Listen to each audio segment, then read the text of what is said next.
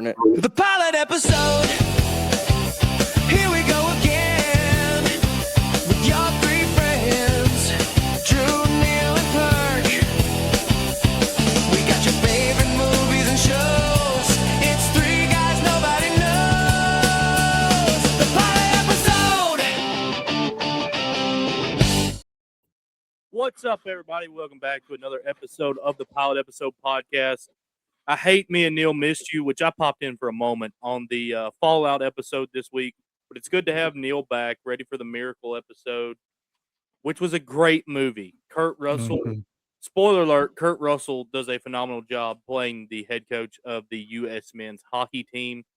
And it was just absolute cinema. It was a movie I had never watched from beginning to end, as I stated, in the Landman episode.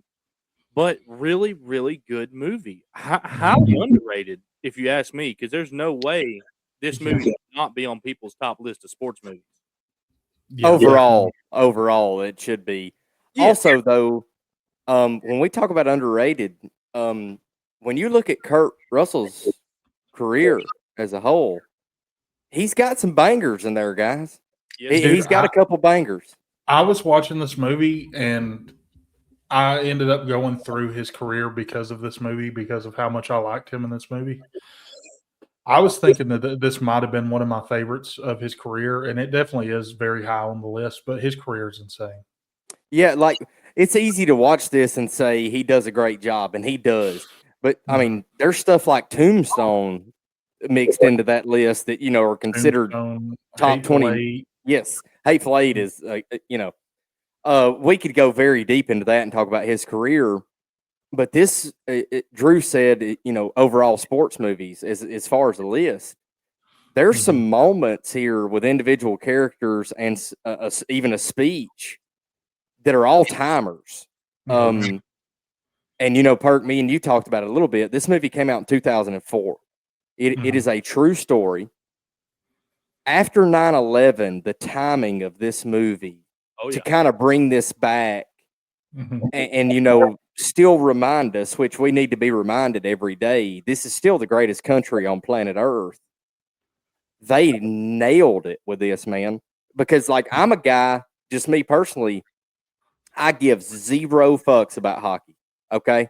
Yeah. Couldn't even tell you all the rules. Couldn't tell you what a good play design looks like. Couldn't tell you what a good defensive scheme looks like.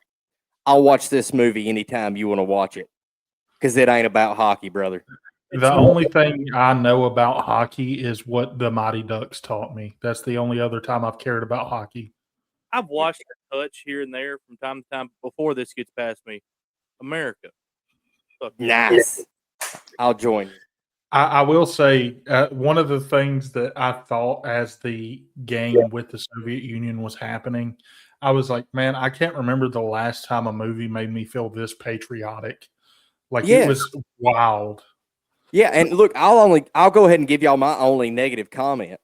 In the very end, after they've won, the only thing I want is very softly in the background, Toby Keith starting to play. That is the only correction I would make. And y'all can't tell me that wouldn't be fucking awesome. It would be awesome. I do have some corrections, which I will get to in a bit. But one of the things that did bother me, you talk about the end of it right there. This isn't one of my main go-tos about the movie because I understand it. I think with them not really showing us the championship game, and obviously they played up to it all movie, where it was more about Russia beating Russia than it was anything else.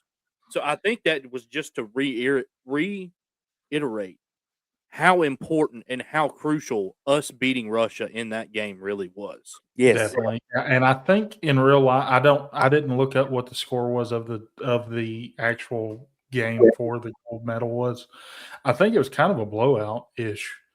They did the same thing as all the other games and went down, and then they ended up beating them by a couple of goals, I think. Yeah, I don't want to get into how much is true and how much is not, because that'll ruin stuff for you in sports movies. One great example, Friday Night Lights, I would consider probably my top sports movie of all time.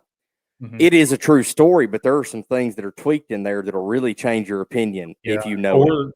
Or remember the Titans, that team destroyed every team they came across. There was nobody close to them in real life. Yes. So like there's tidbits like that I like to stay like just ignore basically to get the Mhm. full thing of the movie.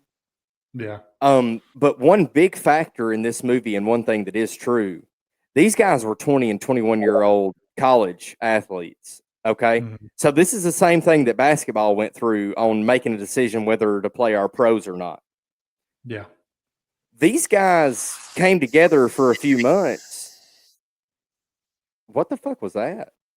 I don't know. I heard it too. Sound like Hey. a snake. I didn't hear it. Oh, okay. It must Anyways, come from you then. all right, we're good. But the one thing is though, they're 20, 21 years old, and they're playing guys that have been playing together for 15 years that are in their mid 30s, brother. This is a just Goliath of an upset. Hmm. Well, this is the first time that the U.S. had beaten the Soviet Union since 1960, and it was the what 1980 games. It was like 20 Yeah. years of dominance from them. Yeah, they just beat the shit out of everybody. Yeah. Yeah, Yeah. it was when the last time they won against them was when Kurt Russell got cut from the team right before the game. Yeah. Right. One of the things I've got wrote down in my notes here that it caught me early on in the movie was we kind of seen from the opening scenes where he's getting interviewed possibly to get into the head coaching job for this team. They were a little skeptical about hiring him. And I don't think it was for any of the reasons that I actually noticed was really cool about him. One of the first things I noticed, it says, we learned that Herb does not play no shit when it comes to that advisory board. Hmm. They No, were so mad that they weren't getting their say so, but this was his team and he was going to run it how he saw Mhm. fit. yeah. Which, Drew, with old school coaches, your Bobby Knights of the world, a Mhm. different sport. I'm saying that style of coach, that's how they operated back then. Yeah. I love how they showed that still in 2004 to be true instead of, I know 2004 we weren't as soft as we are now. Yeah. But it was trending. We started hearing the term players coach in the 2000s, which is the dumbest shit ever. If you're a players coach, just be their best friend, don't coach them. Mhm. I love how that part was still true. The one thing that kind of sucks in real life about it is, like with Herb's passing and everything, as far as the movie goes, in real life, who Mhm. Kurt Russell played. Yeah. And him being the way that he was with that team is the only reason that they got the outcome that they got. Yes. Now, great players make great coaches. There's no doubt Mhm. about that. But it takes a great coach to identify the right guys. And Go ahead. the one crazy thing, Drew, even if we're just goofing off about softball, I know it has nothing to do with running a USA level team in hockey to beat a team on a 20-year run. But in all sports, what looks sexy on paper does not always mesh on the floor. Again, I don't care Mhm. what sport we're playing. And it takes a true leader and a true coach that can organize things and run things correctly to find the correct pairings and correct group. I don't care if we Mhm. make a badminton team, a sewing competition. I don't give a fuck. We got to get guys that go together or girls that go together to get to the end goal. Yeah. And this is more impressive to me than a lot of sport movies for the simple fact that this team wasn't very talented. When we talk about Friday Night Lights or Remember the Titans, movies like that, Glory Road, whatever you want to talk about, they had superstars Yeah. that, really did it for them. These kids were 20. None of these guys Yeah. had made their name in anything. That's what I was going to say. We're sitting here talking about college kids that a few of them are talking about they want to be here so that they can play hockey again because they know that they're not going to go to the NHL. Yeah. Like it's not a dream team as they talk about at the end of the movie how that was the last team before dream teams. Yeah. So this was not at all that. Drew, did you watch it all the way through to where they tell you where they're at now? Mm-hmm. It was neat. There's a lot of guys that played on that team that are playing in high level coaching roles, but there's also a lot of guys who are selling insurance. They're 90% of that roster is real estate or insurance, which means because they won gold medals, they met good connections that hooked them up with a gravy job. which is Great awesome. job. They deserve it. Not talking shit about Back to your point where you were talking about Coach Russell coaching the way he was, and he was not a player's coach. I watch a very so familiar tactic to me because I've been a part of a team that had this mentality and this style of play in coaching wise. You see almost immediately from the jump, as soon as tryouts are over and they start practice, that Kurt Russell is trying to, rather than be that player's coach or be that guy that can just cross somebody's ass, get back to them, go talk to them, sit them down, have a great conversation with them. We see that his goal is to realize that all these guys are playing from rival schools. We have a lot of guys that play at Minnesota. We have a lot of guys that play at Boston University, all over the place. UMass, I'm sure, that's another big hockey team. Mhm. You see him, rather than try to work with and kind of go around, beat around the bush with the rivalries these guys have, you see him try to make them all hate him instead of hating each other and bond them together in their hatred towards him. And it works beautifully. Yeah. The one thing I thought at the Christmas part of the movie, when they were all sitting down, they got him a gift. I thought they were going to get, it's Christmas. I thought he was going to get a little heartfelt with them, maybe break down a little bit. No, he says it's time for him to go. Appreciate it, guys. We'll see y'all at practice. And he doubles down. And it's crazy to me that we never see the moment where he actually does go, guys, I was doing this so y'all would hate me, so you wouldn't hate each other. I don't think he had it in him. No. Mhm. But what you were saying on the coaching and that, there's two things that go hand in hand with me on that. You give them that outlet against you, and the famous question, what's your name? Mm-hmm. Where are you from? Who do you play for? Yep. It takes us 2 hours, damn near. It's an hour and 40 minutes into the movie. Y'all can check me. I'm spitballing. Yeah. It's somewhere in that deep into the movie before somebody finally figures it out. Mhm. We now play for the United States of America, and he knew when that clicked that they would have a chance for one night. He knew they weren't the better team, but if you know that, you have to coach that way. You got to sell out. Yep. And with his sellout on that, the beautiful thing to me, and I've been on a team that there was a lineup like this. You give a team an outlet with a certain lineup, and it was their Conehead lineup. Yeah. It's a little quirky. It's funny. It was that time in America when, the games were going on. As a coach that if you get the confidence in them that, hey, when we get them in this spot or this spot and we go Conehead, we're busting that ass and we're going to come back and win the game. And when you're on a group with a group like that where everybody believes it, one mind, one accord, we have one goal, Yeah. that shit gets fun. That's what Mhm. makes competition beautiful. That's why you play sports. And that Conehead lineup every time in crunch time, it's pretty fucking awesome. I didn't realize the subs were that quick. And boy, when he made subs, or when I'm forgetting the other coach's name off the top of my head, when they make subs so quick like that, and it paid off for them almost every time, like it was crazy. I didn't know that was how hockey worked, and it Yeah, made It seemed like it an active seemed like sub. it was. Yeah, it seemed like it was subs like in the middle of a play, and it's like, dude. Well, I did know that, but like we get to the crunch time where he says, we're going to go to 30 to 45-second intervals. Doc, you're in charge of keeping time. And he's rotating guys every 30 to 45 seconds to keep them fresh. In transition. That's insane to me. And I knew they had active subs in hockey, but like that is insane. Yeah. Well, see, and the thing is, too, you got to realize is the guys on the ice are keeping up with that too, because they have to be coming out as somebody's coming in. Yeah. So like these guys are conditioned to this style of play that he told them was going to work, and it worked. Yes. Yeah, they were an NBA offense before the NBA became spread floor. Like that's really what it is. They were running a triangle. Yeah, I mean, really. But I got to ask all this though, just as a fan of the movie, who was y'all's favorite player? I'm gonna let Perk go first. I'm gonna say Craig. So mine was between Jimmy Craig and OC. I really liked OC a lot. I had two moments for both of them where when Coach was talking to Jimmy Craig after he gave up all those goals to Russia the first time, And he was like, "If you want me to take your damn test, I'll take your test." He's like, "No, I don't want you to take my test. I want the guy behind or in the net that wouldn't take my test." Yep. And that I was like, "Okay, Jimmy's finna turn it on," and he did. Boy, he plays phenomenal in that game against Russia. I mean, it is impressive. I don't know hockey, but my God, I know that was impressive. I don't have to know it to know it. Dude balled out. And then with OC, so I would probably tell you OC's my favorite character because he does have some.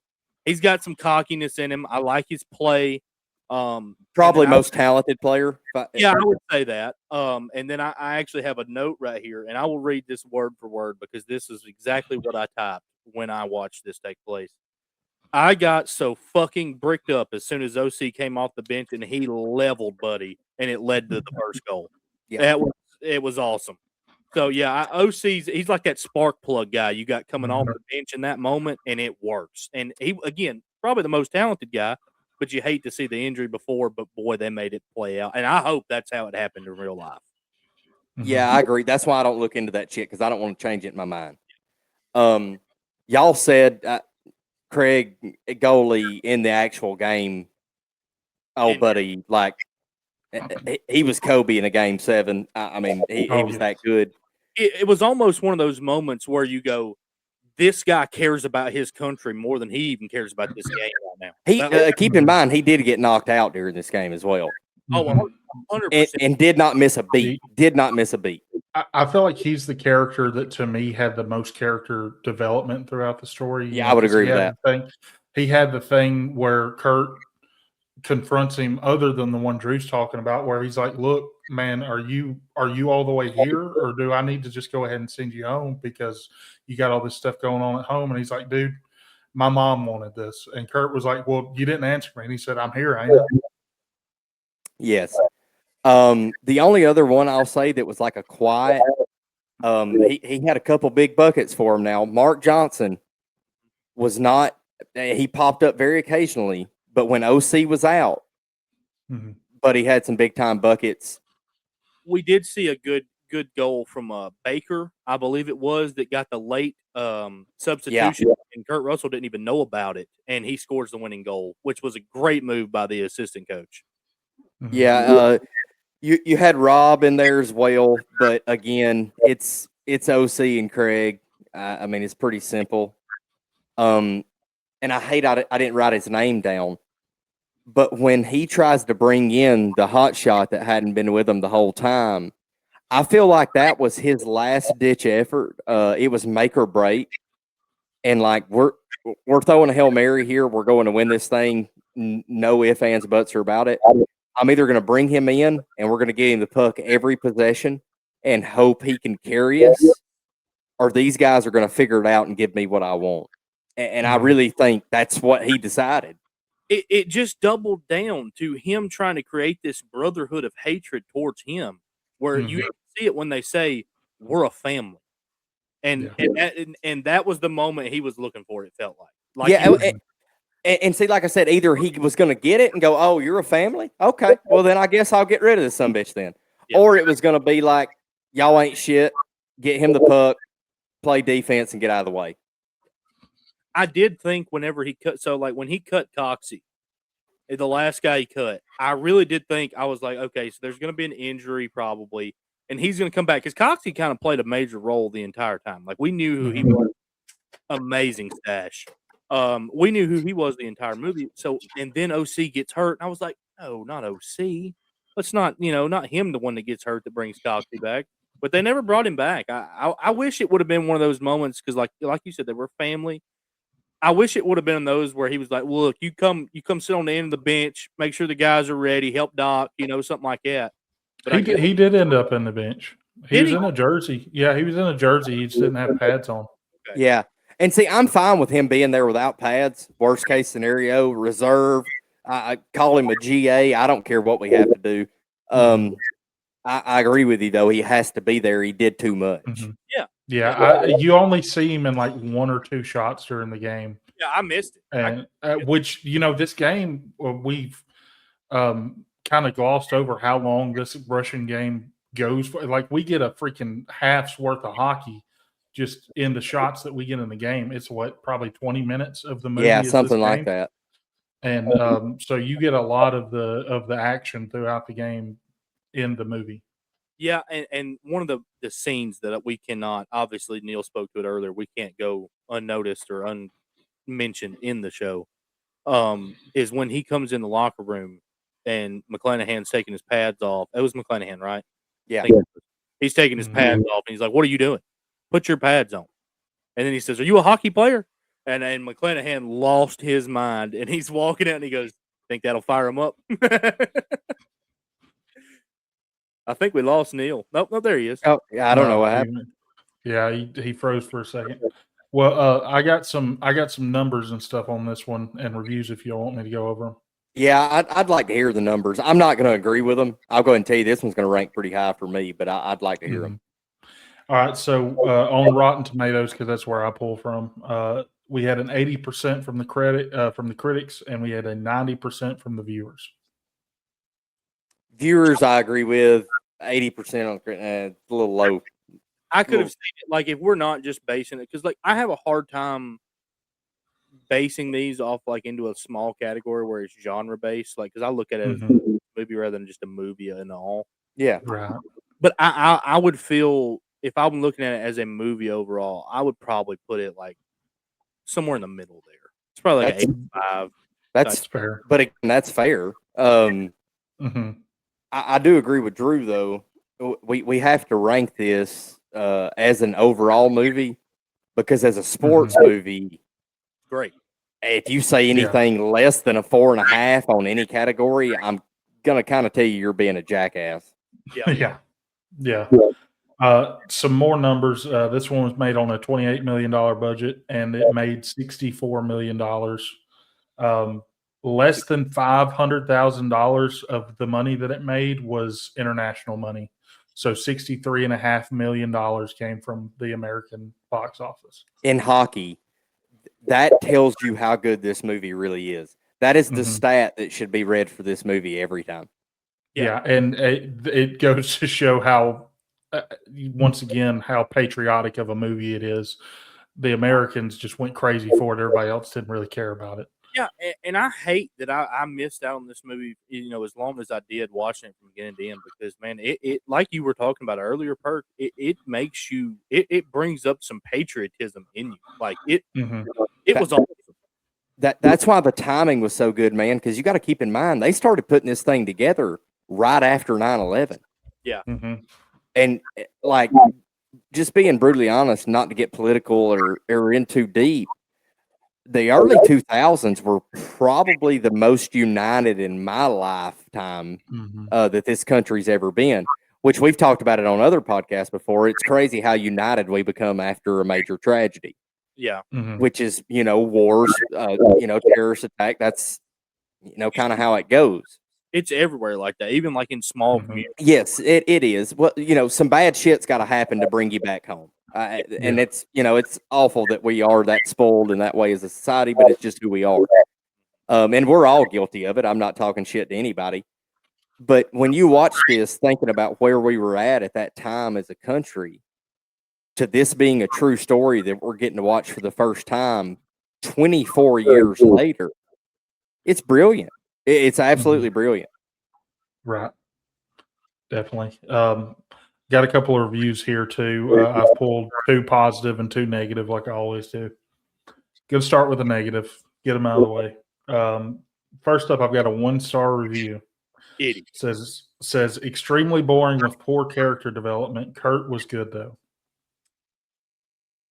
Okay. It's a true story. Character development is what the fuck happened. Yeah.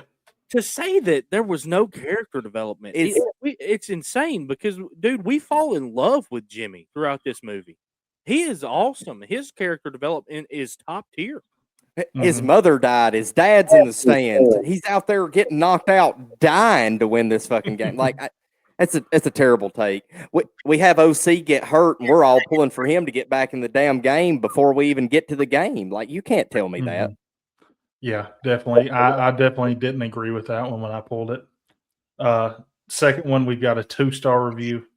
Often remembered as a classic in the underdog sports movie genre, Miracle doesn't stand the test of time. The movie not only feels incredibly dated, but the characters are not very relatable or likable. Things just tend to happen. People say they learn things without really growing as characters, and then it's over. Do yourself a favor if you're in the mood for an underdog sports movie, watch something like The Mighty Ducks or Remember the Titans. You'll have a much more memorable and enjoyable experience. To put the Mighty Ducks in the same fucking sentence with this movie and Remember the Titans, it's okay. I'm not telling you it's a bad movie. It is not the same level. It's not. Remember the Titans, I will say, is slightly better, largely in part. But it's also a football movie, and you love football. Yeah, And also, it's about a time in history that changed the world. Yeah. Not just us. It's a little deeper. Mm-hmm. But the fact we're even having to have the conversation, again, this is hockey, brother. Ain't nobody watching hockey unless they're north of the Canadian border. Yeah, that's correct. Getting to the good reviews. I've got a 4-star here. Says hits all the marks you want in a sports movie and none that you want it to miss. It's this or Slapshot for best hockey movie of all time.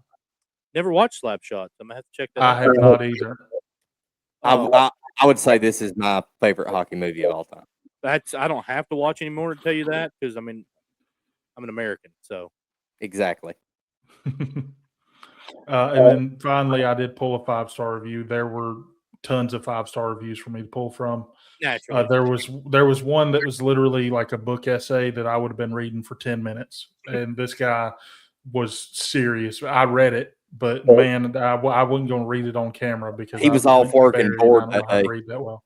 Well, he loves the movie too. So yeah. So this one's 5 stars. The greatest underdog story of all time. This movie is filled with inspirational moments and quotes. The film represents the golden era of Disney produced films. Rip Herb Brooks. Yeah. And Drew, that gets back to my like football movies or basketball and baseball, like with this being the best underdog story.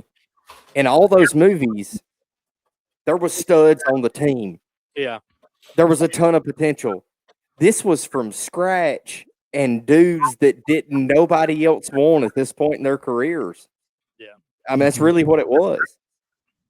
Yeah, I agree. Do you have any other notes, Perk? Because I do have one thing I have to. No, that literally the big note that I had was how good Kurt Russell was in the movie, and that's all I really had.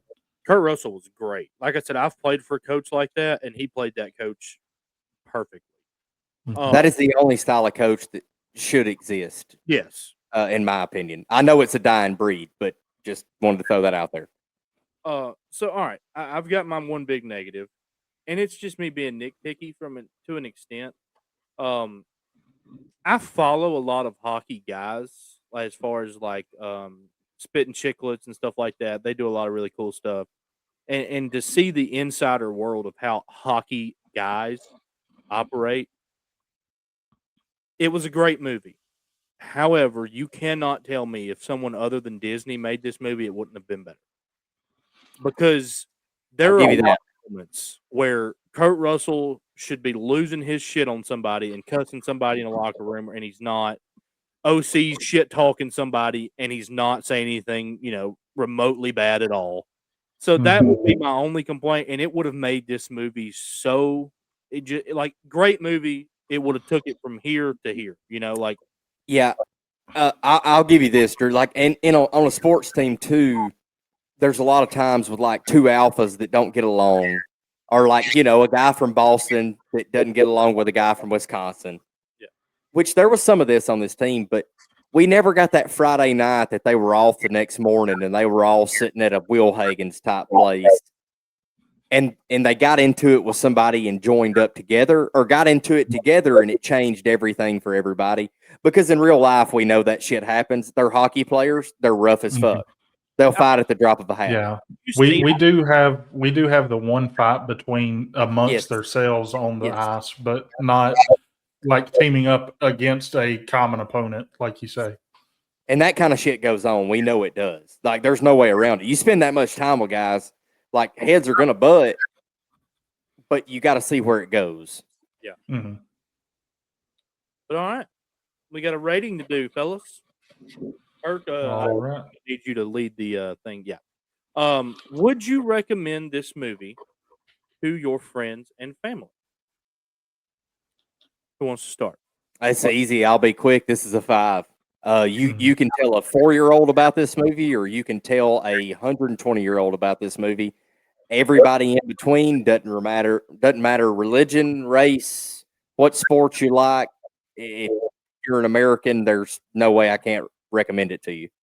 Mm-hmm. Yeah, definite 5 for me as well. Same thing. It's and it's kind of the Disneyification, I guess you could say, of it being so recommendable. Yeah. So it's kind of a negative and a positive at the same time. I will say though, I think every kid at like 12 years old should be required to watch this movie. Not only you don't have to play sports. Sports relate to life. Competition relates to life. But just for the country aspect of it, I think you should be required to sit down and watch this and get a full understanding for what it means. It's a 5 for me as well for the same reasons both of you guys just said. It's just a great movie, and there's no one you can't recommend this movie to. Mhm. All right, what's our next one? Your likelihood of rewatching Miracle.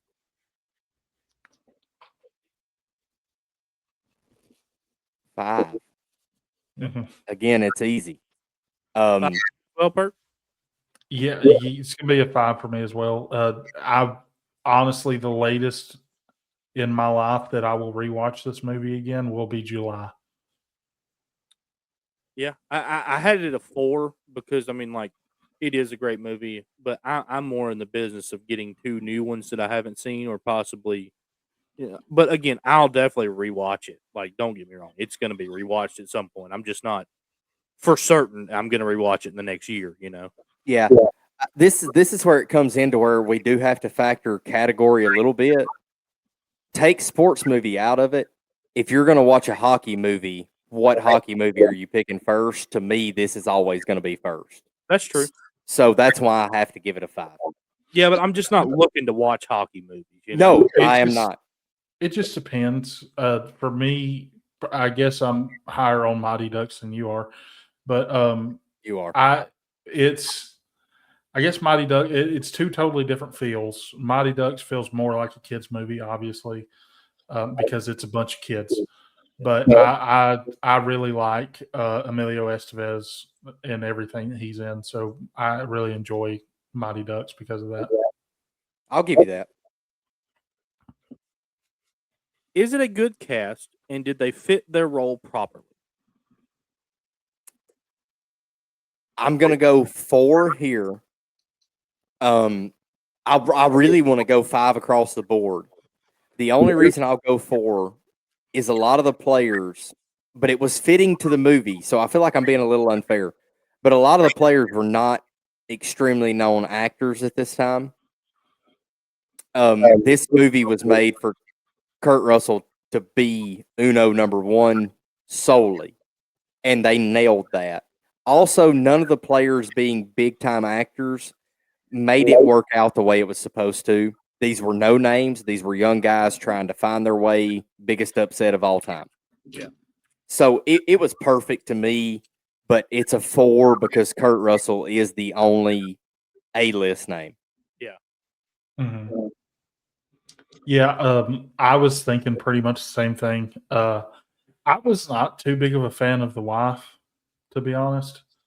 We could have done better there. I'll give you that. We yeah, could have done better there. I wasn't a huge fan of hers, but there was a couple of guys that I really like the assistant coach, Noah Emmerich is his name. He's been in a handful of different things Yeah. that I know him from, and I've always liked him a lot. He's smooth. He was smooth in this movie. Mm-hmm. Yeah, he was in the Truman Show is the big thing that I know him from, Mm-hmm. and he's a really cool guy. The guy that played Jimmy Craig, I know him from a couple of different shows as well. It was a really good cast overall. There was just 1 or 2 instances of me not loving the people that they picked. Drew, what do you think? So, for me, it's a 3 because, and I know, and that sounds harsh. I get that, but the reason I'm going to say it's a 3 is because Kurt Russell is the main guy and he plays that role great. But again, back to y'all same points. We don't need a lot of big name actors. I feel like you could have gotten a few, at least slower level, maybe like some B list actors type deal for some of these spots. Not necessarily an A list star that had to play one of these, but we could have gotten a little bit better to me. However, on top of that, I actually debated going 2 here, not 3, because of how unrealistically hockey guys they were. They were not hockey guys. I'll give you that as well. Again, that's because Disney made They were movies- kind of pretty guys. They were what? He said they were kind of They're pretty pretty guys. boys. Yeah, and let's just be honest, guys. There's not hockey guys like that. So No, Mhm. but I will say this though, as far as how they casted it, Drew. If they put Paul Walker as OC at this time in 2004, then we go full pretty boy with it, and we get very unrealistic. So I do think they Mhm. straddled the fence a little. Like Perk said, they Disneyed it up, but they didn't go all the way. Right. And Jimmy Craig, I wanted to bring him up again. I'm looking through his IMDb. He is. I don't know if y'all have watched Friends. Have you? Do y'all Yes. know Friends? Yes, every episode. He is the young boyfriend that Rachel had. Yes. The tag. That's what I know him most from. But immediately after this came out, he kind of blew up a little bit. He ended up on CSI New York, and he was on like 200 episodes of CSI New I was about York. to, I've seen him on that more than anything, so that checks out. Yeah, so he ended up being a bigger name off the back of this versus he was in the beginning, because he was only in a few things before this came out. yeah, and to your point about the wife earlier, I did have something in my notes that I forgot. And that is, we have the head coach of the U.S. men's national hockey team having to cancel meetings to pick up his children from something. Yeah, That- it was 1980 though, bro. It was 1980. It's an Olympic team. I get what you're saying though. I feel like in 1980, I know Uber wasn't an app, but I feel like we can call somebody. Well, in 1980, I feel like, we didn't portray that correctly as well, because, I mean, in 1980, there were fellas out there that would have slapped her for saying that. Just, I mean, let's be honest. I mean, Also, Well, I mean, too, listening to what my dad and uncles and aunts have talked about in 1980, they would have just been given a key to the house and they'd have walked home. that too, yes. Like, yeah, and I mean, if we want to get really true to the time, it'd be in 1980. The fact nobody got busted with coke is not possible. Oh, That OC was definitely doing some blow. 100%. Hell, Kurt Russell was. Yeah. I love Herb. I don't mean to offend anybody. Like, if you're a true Herb person in real life, I don't know. He may have never done coke. But in 1980, nah, he probably did. I mean, did you see how Jimmy was flying around that net, dude? Yeah. You don't take a bump on the head and, not. Sometimes you get superpowers, like what's his name said on Talladega Nights. Sometimes you get superpowers. Yeah. Or like off National Lampoon, fell in a whale, eyes went cross, got kicked by a mule, went back straight, But yeah, that was the last thing I think I had to say on there, was just that about her having him pick up the kids. Yeah. That What would did really, that struck a nerve for you, didn't it? That one was personal. Because here's the thing, it's the Olympic team, man. Like, I'm not saying I'm a dad. Like, I know, that's why I said that. my kids are very important in my life. Like, I love them to death. They are like one of the top things in my life.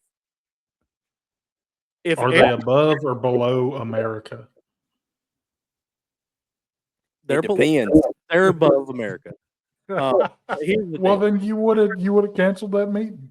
No, here's the deal. We'd have found somebody to pick him kids up, because this is the Olympics to represent our country. Like, not saying I wouldn't have gone and picked him up if we didn't have any other option, but then we're going to find another option. That's all I'm saying. Yeah, there's got to be somebody you can call in that position. Hell, make the doctor go pick him up. I mean, Yeah, I agree with you on that. Yeah. It didn't bother me as bad as you, but now that you've said it, I mean, I do agree with you 1,000%. I'm not saying I don't. I've just, man, I've my dad coached sports. Like, there's things that come, like, they have to come first in that moment. Like, no, did the sport overtake your family, and is it more important than your kids? No, but in that particular instance, it comes first. Well, in that 4 years, maybe. In that instance, it's a job. That's your job for that amount of time. And I mean, we all three know with jobs, there's a lot of shit we want to do for our families or for our friends and be there for stuff. But if you've got to work, you've got to fucking work. And that was one of those situations where I felt like he should have told his old lady, I ain't going to fit into my schedule. Yeah.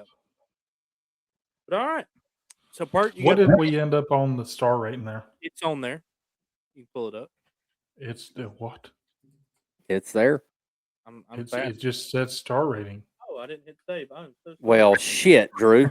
I'm so sorry. I thought I put it in there. We have a 4.4 star rating for the movie Miracle, which comes in for our new number 2 spot, just behind Oh Brother, Where Art Thou with a 4.72. That's fair, man. I'll be honest. I don't feel like we overrated this one at all. I really don't. No, I would honestly say that this was probably. I might have had the most fun watching this movie. Granted, this is a movie where this was my first time watching it versus Oh Brother, Where Art Thou is a movie I have seen in the past. Yeah. So it's a different situation there. Yeah, But again, though, but the America part of it, this one's got to get a little bump in the score.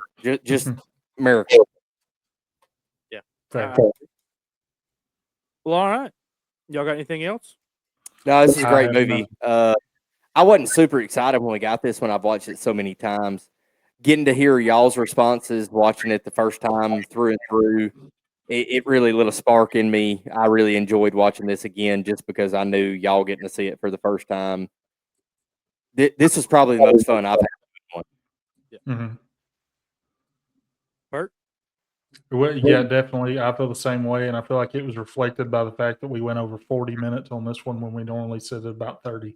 Yeah. I told you I could have went an hour by myself. I told y'all. Mhm. Yeah, I agree with that. We could sit and talk about different characters and different stuff in this movie for a while. I'm a little sad we didn't get Cat in the Hat, but hey, next week, Keep your fingers crossed, buddy.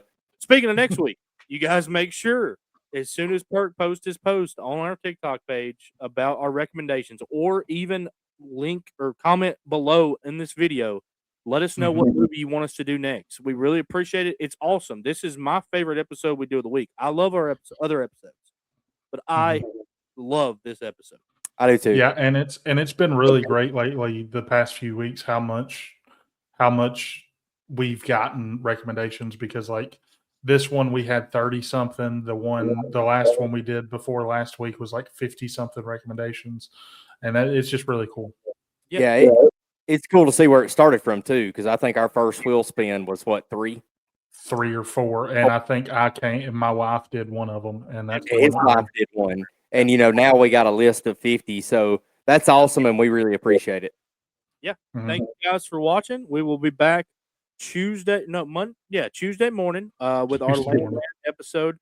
Also, make sure you guys tune in. We are live on TikTok every Monday night and Wednesday night to do these episodes. We will be on at some point on those, usually around 10 to 11, somewhere in that range. So if you want to get in early, check us out early. We really appreciate it. If not, thank y'all for watching. It's been awesome. Thank you for liking, sharing, and subscribing. And if you have not done that yet, this video, make sure you take the time, hit that button below. We'd really appreciate it. And thank you, and tell your grandmother.